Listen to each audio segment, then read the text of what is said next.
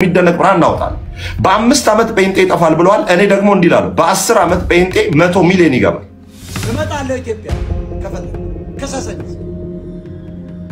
ለወንጌል መሞት ደግሞ ጽድቅ ልንገር ጌታ ምስክሬ ኦርቶዶክስ ተመልሼ ከመሆን ሞቴን ዛሬ አርገው አሁን ዱዳ ደግ ለምን እኔ እምነት እንጂ ልምምድ የለኝ። ሰላም ወዳድ አድማጮቼ እንዴት ቆያችሁ እንዴት ሰነበታችሁ? እንደ ወትሮ ዛሬም በርከት ያሉ ሰፋ ያሉ መረጃዎችን ይዤላችሁ ቀርብ ያለው አብራችሁን ቆዩ። ለዛሬ ከያዝናቸው መረጃዎች ውስጥ የክራይስት ጂሰስ ወይም ሲጄ ቸርች መስራችና ባለራዕይ የሆኑት ሐዋርያው ታምራት ታረቀኝ በትላንትናው ዕለት ምሽት አገልግሎት ጨርሶ ሲወጣ ከባድ አደጋ አጋጥሞታል። ጉዳዩ ምንድነው? በዝርዝር የማስደምጣችሁ ነው የሚሆነው። በሌላኛው መረጃችን አጀንዳ ተቀብለው ሆን ብለው የወንጌል አማኙን ስም ለማጥፋት ሲንቀሳቀሱ የነበሩ ሰዎች ጉዳቸው ተጋልጧል። ስለዚህ የማጋራችሁ መረጃ ይኖራል። እንዲሁም አንጋፋና ተወዳጇ ዘማሪት አዜብ ኃይሉ ምን ገጠማት? እኚህንና ተጨማሪ መረጃዎችን በዛሬው ዝግጅት ይዤላችሁ ቀርባለሁ። ቻናሉን ሰብስክራይብ ያላደረጋችሁ ካላችሁ ቻናሉን ሰብስክራይብ በማድረግ ቤተሰብ እንድትሆኑ አበረታታችኋለሁ። ወደ መጀመሪያው መረጃ ልውሰዳችሁ። ወደ መጀመሪያው ዝግጅት ይወስዳችሁ በመግቢያ ላይ እንደገለጽኩት የክራይስት ጂሰስ ቸርች መስራችና ባለራዕይ የሆኑት ሐዋርያው ታምራት ታረቀኝ አደጋ እንደደረሰበት የገለጽን ሲሆን አደጋው ምሽት አገልግሎት ጨርሶ በሚወጣበት ሰዓት ነበር የደረሰው። አደጋው ከቅርብ ሰዎች ለማጣራት እንደቻልነው ወንበዴዎች እሱን ለማጥቃት አቅደው ሆን ብለው መኪና እንደገጩ በማስመሰል እሱ ላይ ጉዳት ለማድረስ የሞከሩ ቢሆንም ነገር ግን ፈጣሪ ታድጎት አሁን በመልካም ጤንነት ላይ እንደሚገኝ ለማወቅ ችለናል። አደራ ከሰፈር ሰዎች ተጠበቁ።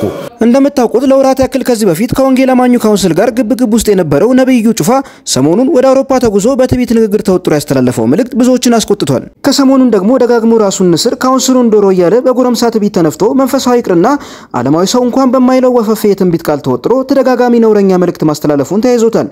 ንግግሩ እንኳን መንፈሳዊ ሰው ዓለማዊ ፖለቲከኛ እንዲያወራም መንጋው ደግሞ አሜን ይላል። እንዲህ ያሉ የጎረምሳ የትዕቢት ንግግሮችን እያየ ለመሆኑ ካውንስሉን ምን አድርጉኝ ነው የሚላቸው? ከ11 በላይ ሰው ኦሮሚያ ላይ ገሎ ዝም መባሉ ለዚህ ያበቃው ከደቡብ አፍሪካ 3 ሰው መግደሉ ይሁን ለዚህ ትዕቢት ያደረገው የዳውሮም የዲላውም ሌላ ያልተረሱ ጉዳዮች ናቸው። ከክልል ባለስልጣናት ጋር ወንብድና ላይ ሲሰራ የቆየ መሆኑ መረጃው የለንም እንዴ?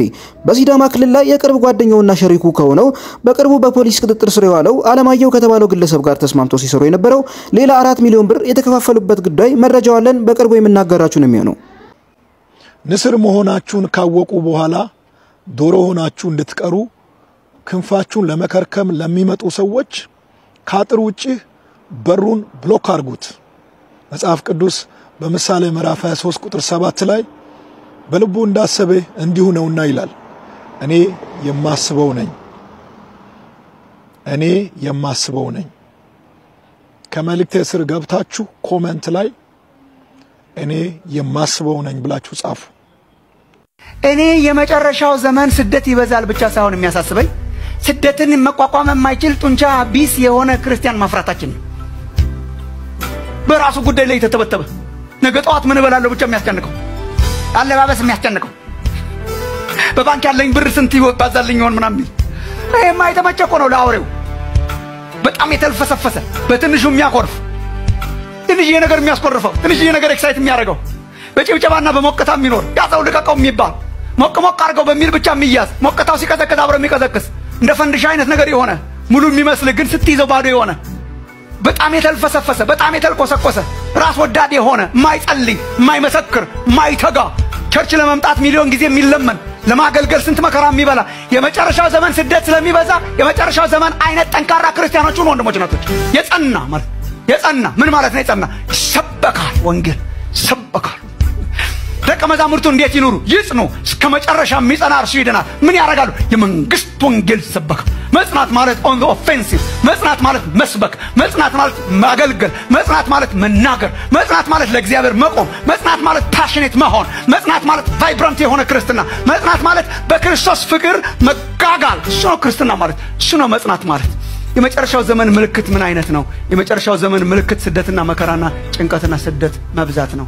ክርስቲያን እንዴት ይኑር? ይጽና። ምን ማለት ነው? ይስበክ። ምን ማለት ነው? ይጽና። ምን ማለት ነው? ኦን ዘ ፌንስ። አሜን። በቀጣዩ መረጃችን የዘማሪት አዜብ ኃይሉን ጉዳይ የምናገኝ ሲሆን ዘማሪት አዜብ ኃይሉ እንዲህ ስትል መልእክቷን አስተላልፋለች። አንድ ከተማ ላይ በነበረ ፕሮግራም ላይ ለመገኘት ታድሜ ከአንዲት እህት ጋር ስንጫወት የነገረችኝ ነገር በጣም እንዳስተውል ያደረገኝ ሐሳብ ልንገራችሁ። ይህች እህት ከሌላ ከተማ ሊጎበኛት እሷ ወዳለችበት ከተማ የመጣ ዘመዷ ጌታ ኢየሱስን እንዲቀበል ከእግዚአብሔር ቃል እየተቃቀሰች ስትነግረው ሲሰማት ቆየና እንዲህ አላት። ይመስለኛል የምትይኝ አንቺ ማታምኝበትም አለኝ። እንዴት እንዲህ ልትል ቻልክ ስትለው የምትነግሪኝ እውነት ቢሆን እንደዚህ በቀዘቀዘ ልብና መንፈስ አትነግሪኝም። ምክንያቱም የምትነግሪኝ ፍርድ እንዲሆንብኝ ስለማትፈልጊ እኔን የምትወጂኝ ወንድምሽ ስለሆንኩ በኃይል በቁጭት ቢያስፈልግ በቁጣ ባለማቋረጥ ጨቀጭቅኝ ነበር። ሳይሽ የእውነት የምታዝኝልኝ አትመስኝም። ስለዚህ የምትነግሪኝ ሁሉ እውነት ባይሆን ነው አለችኝ አለች። አሁን ልላችሁ የፈለኩት ስላልዳኑ ወገኖች ስናስብ ምን ይሰማናል? በምን አይነት ስሜትና ጉጉት ሆነን ነው የምንጸልይላቸው የምንመሰክርላቸው? ከላይ ልገልጽ እንደሞከርኩት ሄደን እንቆጣ ሳይሆን የመጥፋታቸውን ጉዳይ ምን ያህል ይሰማናል? ስለ ነፍሳት የሚቀናና የሚቆጭ ልብ ግን ከሌለን ወንጌል መመስከር አንችልም። አስቀድመን ያንን ልብ ጌታ እንዲሰጠን ለራሳችን እንጸልይ ስትል መልእክቷን አጋርተናለች። ልንገር ጌታ ምስክሬ ኦርቶዶክስ ተመልሼ ከመሆን ሞቴን ዛሬ አድርገው አሁን ዱድ አደረገ። ለምን እኔ እምነት እንጂ ልምምድ የለኝም። እምነቴ በኢየሱስ ክርስቶስ ላይ ሞቴን አልኩ። ኦርቶዶክሳውን ግን ሞቴን እምመኘው ቀን ለምን እኔ በኢየሱስ ክርስቶስ እንጂ ማምነው በማንም ተረተረትና በልምምድ አላምን። አዶን ዱ ላይ ግልጹን ልንገር። ስለዚህ አልሆንም። ለምን የኖርኩበት ዘመን በተወሰነ መልኩ አሳውቆኛል። አብዛኛውን ጊዜ ግን ምንም ሃይማኖት ምንም እንዳልሆነ ያስተማረኝ ሃይማኖት ላይ ሆኖ መሳደብ እንደፈለጉ ጨሶ ነገ ጾም ተብሎ ዛሬ ሆቴል የሚያጣብ ዘማዊነት ያለበት እዛ ሐቁን እየተዋወቀ እዛው እስከምገባ የዕለት ሞቴን እመኛለሁ። አሁን ዱዳ ነው። ለምን ጌታ ብቻ አዳኝ እንደሆነ ማመን ሰው ነኝ። ጌታ ብቻ ነው ማመን። የፉክክር አይደለም የምን አይደለም። ግን እምነትንና ልምምድን ለይቻለሁ። በደንብ አድርጌ ለይቻለሁ። እምነትና ልምምድ በፍጹም እንደማይገናኙ አይቼዋለሁ። እኔ በኔ ማለት ነው። ክብሩን እግዚአብሔር ይውሰድ። በፍጹም ማላረገው ነገር በህይወቴ ይሄን ቀርጻችሁ ላክላችሁ። ኦርቶዶክስ ከመሆን ከዚህ በኋላ ሞቴን እመርጣለሁ። ሞት ነው የምፈልገው። I don't need it because ልምምድና ኢየሱስ ልዩነት እንዳላቸው በደንብ የገባኝ ሰው ነኝ። ኢየሱስ ጌታ ነው። እዛ ቤት ሌሎቹ ከኢየሱስ የበለጠ ተአምር እያደረጉ ነው። ከኢየሱስ ክርስቶስ የበለጠ ከሲኦል እያወጡ ወደ ገነት ያስገባሉ ብለው በኢየሱስ የተሳለቁ ናቸው። በጌታ የተሳለቁ ናቸው። ጌታ በኃጢአቱ ሲኦል የገባውን ሰው ወደ መልሰዋለን እያሉ የጌታን ክብር ያዋረዱ ናቸው። የጌታን ክብር ይናቁ ናቸው። This is the biggest problem. እና በፍጹም ማላርገው ነውና እግዚአብሔር ይባረክ። ሰላም ወገኖች እንዴት ሰነበታችሁ? ክብር ለጌታ ለእግዚአብሔር ለአምላካችን ይሁን።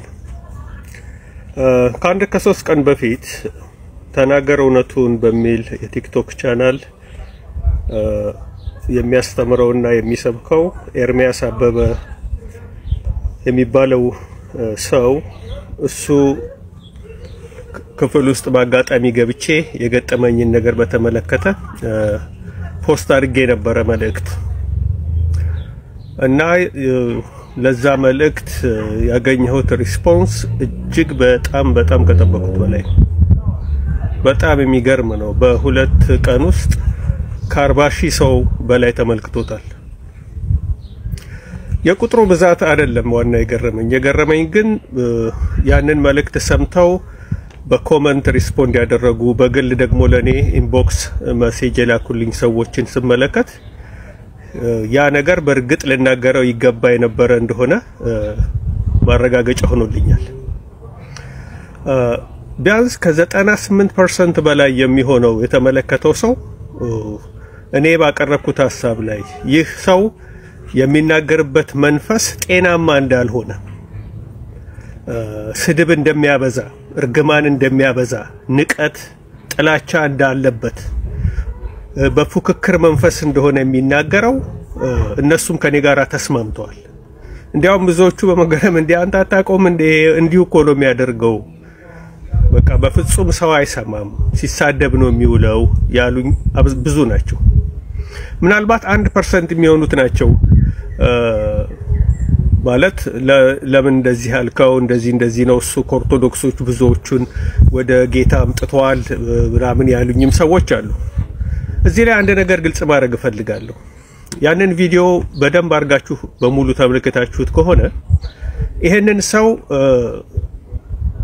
የተናገርኩት በሁለት ነገር ነው። በዋናነት የተናገርኩበት ነገር እና የታዘብኩትና ራሴን ቢሆን ያዘንኩበት ጉዳይ ምንድነው?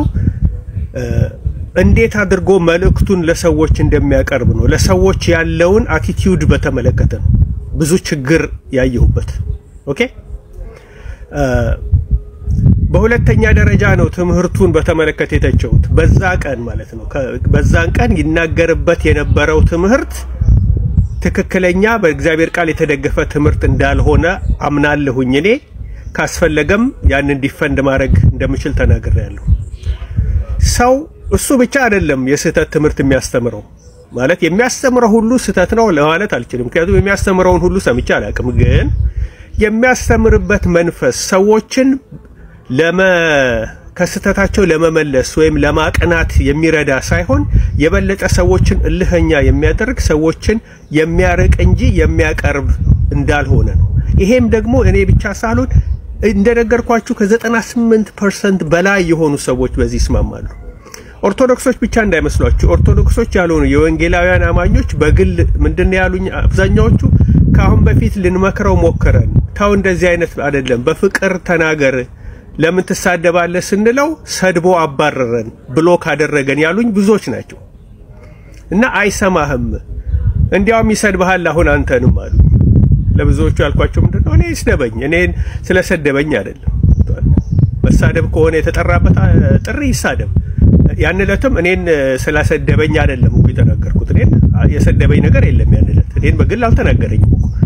ግን በዛ ሰዓት የሚናገረውን ሐሳብ ላይ ጥያቄ ያለባቸው ሰዎች እስራኤልን ለምንድነው እንደዚህ አይነት ነገር በጎረቤቶቿ ላይ ስታረክ ክርስቲያን ሆነን መደገፍ ይገባናል ወይ ብሎ ለጠየቁ ሰዎች እነሱን እንዴት አድርጎ እንዳብጠለጠላቸው በምን አይነት ክፋት ይናገራቸው እንደነበረ ሰምቼ ነው በመቆጨት የተናገርኩት እንጂ ፐርሰናሊ የደረሰብኝ ነገር የለም።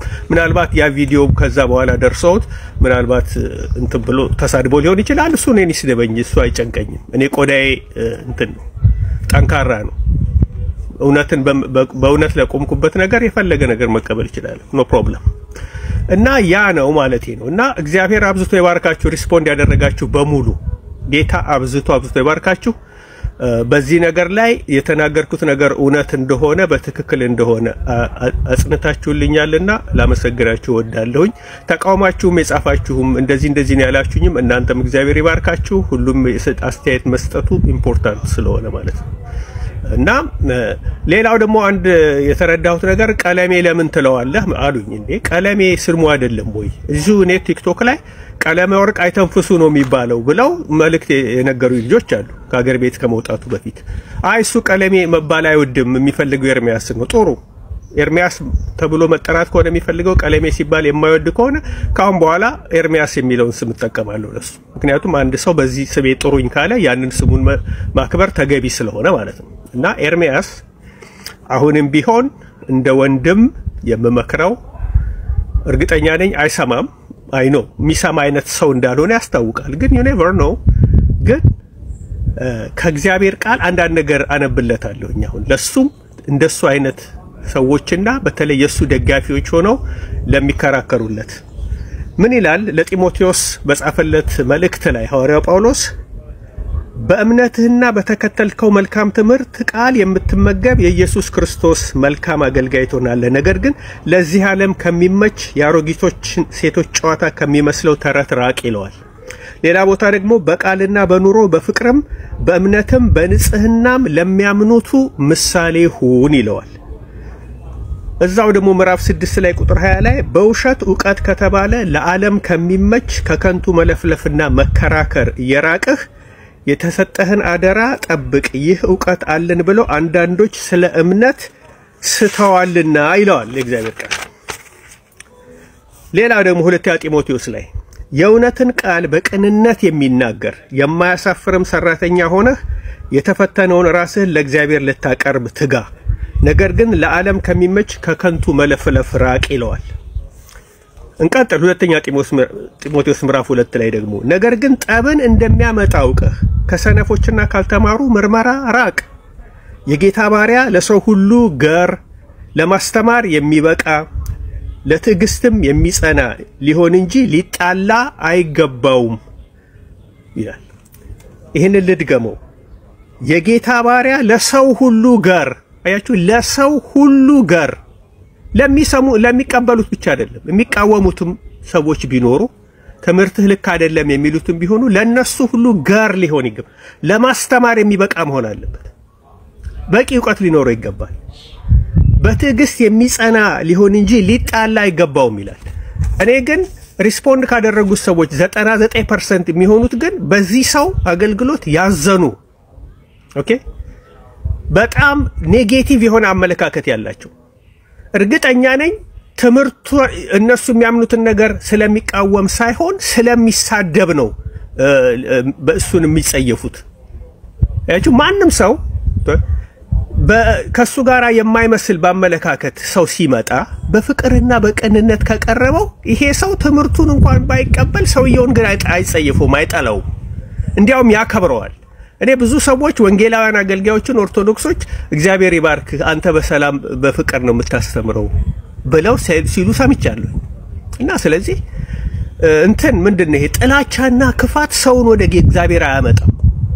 በቅንነትና በፍቅር ማገልገል እጅግ አስፈላጊ ነው። ሶሪ ብዙ ማውራት የዕውቀት መለኪያ ሊሆን አይችልም። ገብቷችኋል?